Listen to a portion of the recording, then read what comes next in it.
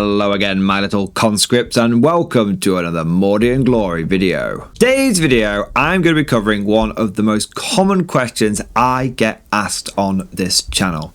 Mordian, should I be running my infantry in big blob squads, or should I be running them as smaller units?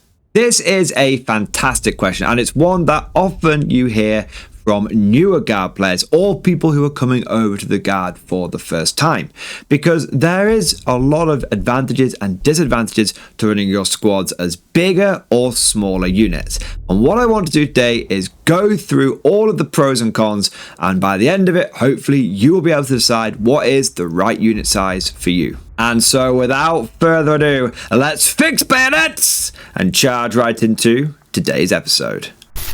Attention Guardsmen, the Mordian Glory channel is now officially sponsored by Wargames Atlantic. Wargames Atlantic sells fantastic multi-part plastic kits which are perfect for expanding and augmenting your Guard army. Not only do you get a very generous amount of models for a very impressive price point, but also they have a bulk buy discount. The more you buy, the bigger you save. And what's even cooler is they've got loads of different designs to choose from. You've got your Bulldogs, which could count as Praetorians. You've got your Le Grognards, which could count as Mordians, Kriegers, or Vestorians. But if you're looking for something a little bit more modern sci-fi, maybe you're a big Aliens fan, then check out their Ura models, which could count as Cadians or Colonial Marines. So if you like what you see, then please click the affiliate link down in the description below. It's a great way of getting yourself some new models and supporting the channel at the same time. A huge thank you to Wargames Atlantic for sponsoring the channel, and now let's get back to the video.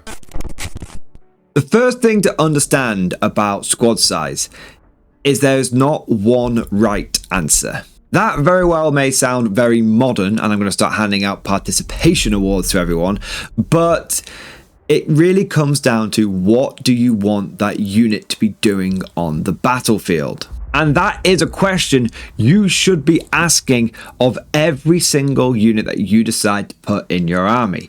It's not a case of, oh, well, I'll just chuck this in because it's cool. I mean, you can do that, absolutely. But when we're looking at this from a competitive efficiency point of view, you have to make sure that every unit is doing its job. Because if it's not doing its job, then why is it in your army list?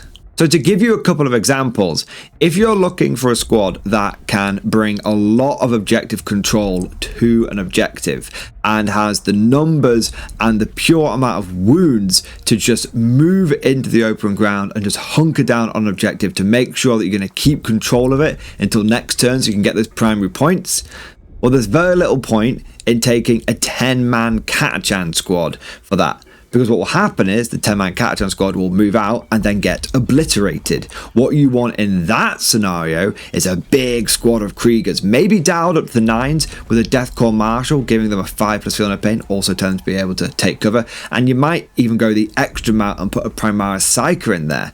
Yeah, that unit's going to come in to about 250 points, but it's doing its job, so those are points well spent. But likewise, if you're wanting a cheap unit that can move quickly, get into no man's land, get on an objective to maybe secure you a secondary point, maybe you've got something like extend battle lines, well, the aforementioned Krieg Blob is going to be a huge overinvestment. 250 points to run out there and get you 5 secondaries.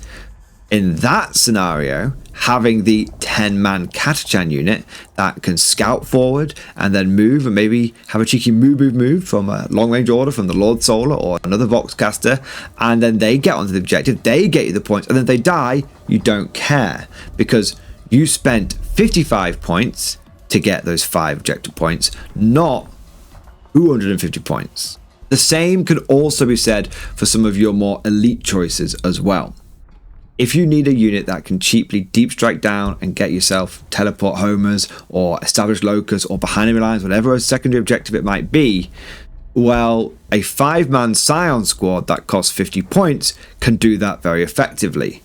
But if you pay for a 10-man squad to do that, Well, you've just paid double the points for the same result, so now you're half as efficient. And once again, if we flip the script, if you're looking for a unit that can deep strike down and do damage to the opponent, well, there's no point in taking a 5-man Scion squad to try and achieve that. They're never going to do any meaningful damage apart from the lightest of targets.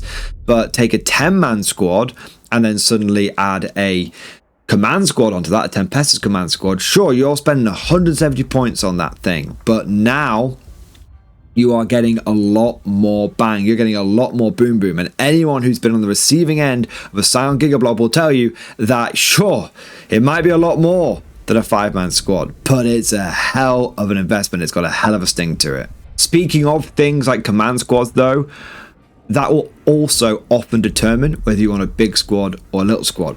If you take a command squad and attach it to a 10-man infantry unit, then you might not be getting the best force multiplier. A command squad can bring extra objective control, it can bring a feel no pain, you can give an order to the unit that they're leading. There's a lot of force multipliers there. If you add it to a 20-man squad, then you have just doubled the efficiency of all of those orders. That is double the amount of models with that feel no pain. That's double the amount of models that are benefiting from that regimental standard. That's double the amount of models that are benefiting from that order from that officer. But sometimes it's not even about the orders, the officers, or the force multipliers. Sometimes it's just about pure logistics. For example, if you need to put a unit inside of a transport, or if there's a really big benefit putting that unit inside of a transport. A couple of quick examples with this. If you're looking at a 20-man blob, well, it can't go inside a Chimera. So that way you're going to take a 10-man squad and put that inside the Chimera instead. This is why I love things like 10-man Catachan squads inside Chimeras, because you start combining the speed of the Catachans with the number of wounds and durability of a bigger blob, and you get a lot of firepower to boot as well. Or perhaps you're looking to put something a little bit more punchy inside of that Chimera. Well, there's no point in taking a 6-man Ogren squad in that case, because it won't be able to fit inside the Chimera. So you go for 3, and suddenly those Ripper guns are benefiting from firing deck, they're benefiting from squadron because they're shooting out the top, and technically it's the Chimera using them. And it's a really efficient way of making those Ogrens both a anti-infantry thing through pure volume of fire and an anti-tank thing through the amount of lethal hits they can generate against vehicles. I fully appreciate that some of these examples are kind of straightforward, but I'm trying to hammer home that initial point. What job is that unit doing? A big squad of Ogrens is a really nice slab of meat that can deliver a concentrated barrage and is a nice cheap way of throwing some assault into your army. But if you've already got close combat covered, maybe you're allying in some Grey Knights, or you've got some other combat thing in your army, well then that big squad of Ogrens might look cool, but it's not really adding something that you don't already have. Or perhaps you've already got plenty of firepower in your army. You don't need any extra Daka tanks or Chimeras or anything like that. What you need is just some good old-fashioned melee power. In that case, the big squad works. You see, it's not always about having certain squads in certain sizes. You don't always take Ogres in 3s, you don't always take Ogres in 6s. Changing the size of a squad can change the job you want it to do. Taking 3 Bulgrin and putting them in the back of a Chimera, well, that gives you a decent countercharge unit. But taking a 6 Bulgrin, exactly the same data sheet, taking it 6 of them, now they're not on a Chimera, now they're going to be slower, but now they're much better at taking hits to the face, and they go from being an aggressive assault unit to instead being a defensive brick wall that can stop any enemy assault in its tracks.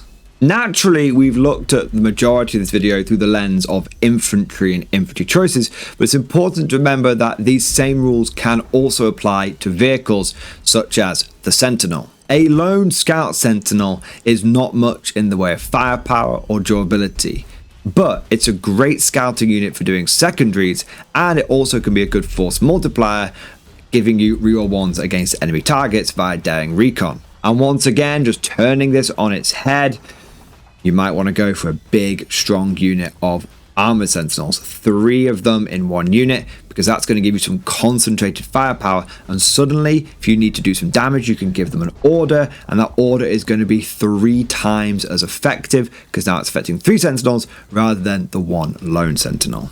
Now, with all of that said, I fully understand there's going to be some newer players listening to this video thinking to themselves, I just wish this guy would tell me what size this squad should be in. So what I'm going to do is give you a few recommended squad sizes and loadouts to get you started and to point you in the right direction. Death Corps of Krieg are often best taken in 20-man blobs led by a character or command squad that can give them a feel no pain. They're really good for taking and holding objectives. 10-man squads of Catachans inside Chimeras make for fast-moving and durable objective takers. The advantage of putting the Catachans inside the Chimera is that their scout move transfers onto the Chimera, and if the Chimera dies, then the Catachans can often get out onto the objective and survive and still hold it, getting you those important primary points for your next turn. A unit of 3 Ogrins inside a Chimera can make for a surprisingly punchy light tank, which is loaded up with loads and loads of strength 5, AP-1, damage 2 weapons. Perfect for clearing out squads of Marines and for chipping off a lot of wounds from enemy vehicles, thanks to lethal hits from the Chimera having the squadron keyword. 5-man squads of Tempestus Scions or 10-man squads of Tempestus Aquilans are really good units for doing secondary objectives. 10-man squads of Scions led by a Chimera Psyker instead of Torx Prime can make for a surprisingly lethal objective clearer, and also 10-man squads of Scions led by a Tempestus Command Squad is a great way of getting some deep striking units in your army. They will often be able to get angles that other units can't, and they'll be able to clear away those units that are trying to hide. Last but not least, if you need a brick wall that can never be shifted, do not overlook a big 6-man squad of Bulgrins. They're very expensive, but there is very little in the game that's going to chew through them in one go. They've got Feel No Pain, they've got invulnerable saves, make sure you take the shield that gives you that 4+ invulnerable, and also they reduce damage. They're just very, very tanky. I know some of those units I sort of touched upon before in the video, but I wanted to go over them again just to give you some examples, point you in the right direction, and hopefully get you a bit more confident with those squad sizes and thinking about units having jobs in your list. But of course, all of this is just like my opinion, man. Let me know what you think down in the comment section below. What is your go-to squad size for different units? And what do you recommend being taken in big units? And what do you think is better off as small units? If you enjoyed today's video, don't forget to smash that like button and also subscribe to never miss an episode. Would you like to know more? If so, then please consider becoming a channel member or patron. By supporting the channel, not only will you be doing your part, but you'll also be helping me create more content for your viewing pleasure and unlocking a whole host of perks. You get everything from a badge next to your name, custom emojis, but the big one is access to the Mordian Glory Discord server, an online community with almost 2,500 active members. It's always popping off in the MG Discord. We've got channels for army lists, hobbying, tactics, stories, and even a pretty spicy meme section as well. For all you greenhorns that wanted to see the Mordian glory hole, today is your lucky day.